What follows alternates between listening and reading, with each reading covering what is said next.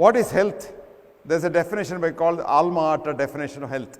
Health is absence of this disease, that disease, all kinds of diseases.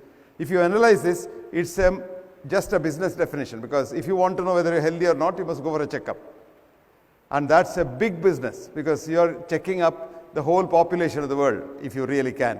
Because if you're treating only the ill people, it's only a few million in a given day.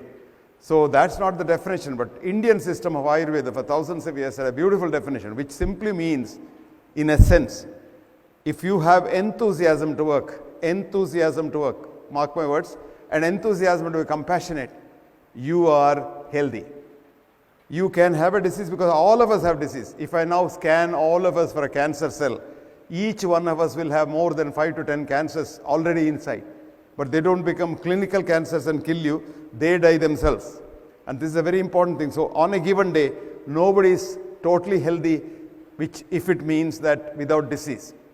So this definition of health is very convenient, because you can know yourself in the morning. Get up and ask, do I want to go to work today, or do I have to go to work? If you say, and I want to go to work, you're healthy.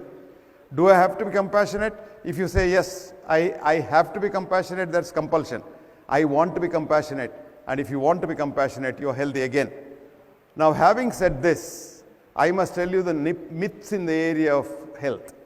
When you go and see a doctor, the first thing he asks is, did your father have cancer? Did your father had stroke? He had a heart attack? You get frightened. And if any one of these is positive, you start dying that day. I may get a cancer. I may get heart attack. I may get this. I may get a stroke. All this is myth. You and your parents have nothing in common, because you are not come from your parents. Actually, this is the Indian thought. Children do not belong to parents, they come through parents. But our ancestors are not our parents, but the germs. This world for the first 2,000 billion years was run by only germs. And every other planet is like that. And these are the germs which are very compassionate, and they donated a DNA each to us to make the first nucleated cell called the zygote that you and I were on the first day we were made in the mother's womb. And that one cell has become a colony in you of 120 trillion cells, in association with 1,200 trillion germ cells. So for every single cell of yours, that's human cell, you have 10 germ cells. So we are germs. And this germ theory propagated by the Western medicine to use antibiotics as medicines is the one that is killing mankind all over the world because of superbugs.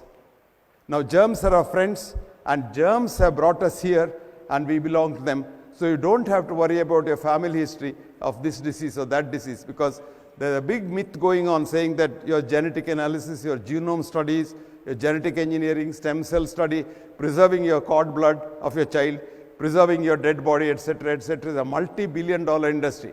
All that is a myth. What is true today is, if you are healthy today, you are lucky. If you are unhealthy today, you are lucky. There's nothing that you can do to preserve your health or continue it. But one thing is, health is environmental. Health is not genetic. You are not inherited from your parents. Health is purely environmental. In this context, we again talk of, and we have been talking about, the risk factors.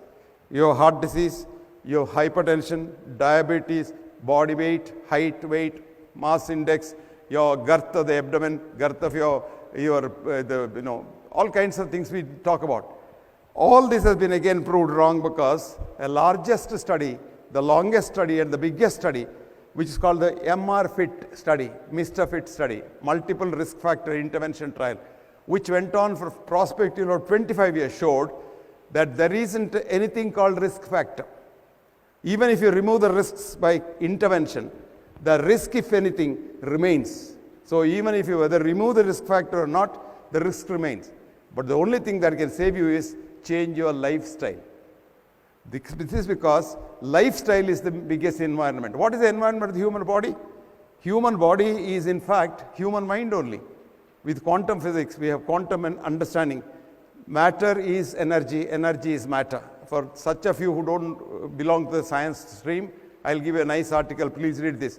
Matter is not made out of matter. That's the article. Matter is not made out of matter. Written by a man who got the Nobel Prize and the alternate Nobel Prize. Because he called E is equal to M. Energy is matter, matter is energy, as a duality. And the man has written this article so for you. And in the article he writes, I quote, he says, I am just a scientist, like a child playing in the sands, the sand time. But the Indian sages have called this Advaita thousands of years ago. And he says, that is the philosophy that runs quantum physics. And your body is a holographic projection of your mind, which is called your consciousness. And the mind is not in the brain as we think and as we practice in psychiatry.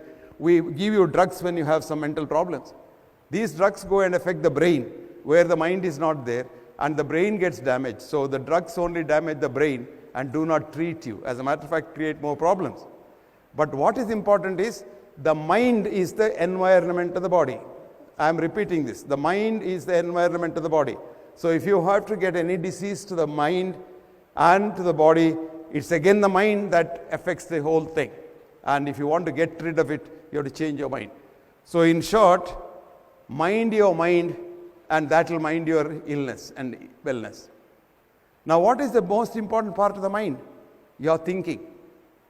The most dangerous part of the environment of mind is arrogance, hubris. I. You know, I. You all know I. I starts illness. You just change that I into we, wellness. That's all the difference. Did you understand? The difference between illness and wellness is how you look at yourself. If you think you are the biggest man under the sun, you are always ill. Remember that. Almost all our politicians have got all kinds of illnesses. You don't know them. They take so many drugs. Now you think there is a drug for everything, so why worry? One patient came to me once and said, look doctor, I want to drink, I want to smoke, but I don't want to get diseases. Give me a pill. This is how people think, because they think there is a pill for every ill. But the reality is, while there is no pill for every ill, there is an ill following every pill. And this is true because every pill is a reductionist chemical. And studies have shown when you take a pill, irrespective of what pill it is, from aspirin to the statins or whatever, it goes inside the system and the body's wisdom says, oh, this doesn't belong to me, I don't know, this is a poison, so it must be destroyed, it sends it to the liver. So every tablet that you take, every injection that you take, the drug chemical goes to the liver and damages the liver.